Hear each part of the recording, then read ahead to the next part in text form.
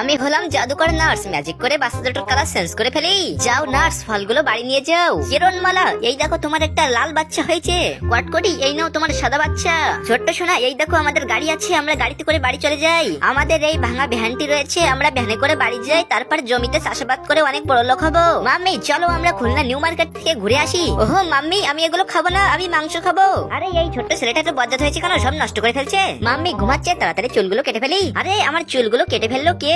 ওহো কিরণমালা, তুমি টেনশন করো না, এই নাও জাদুর ঔষধ, এই ওষুধটা দিলেই তোমার মাথায় চুল ঠিক হয়ে যাবে। কিন্তু তার আগে তুমি টাকার থেকে যদি তোমার মাকে বেশি ভালোবেসে থাকো, তাহলে ভিডিওটিকে একটি লাইক করে পেজটিকে ফলো করে দাও, আর কমেন্টে মা নামটি লিখে যাও। এই তো এবার তাড়াতাড়ি করে পায়ের লোমগুলো তুলে ফেলি।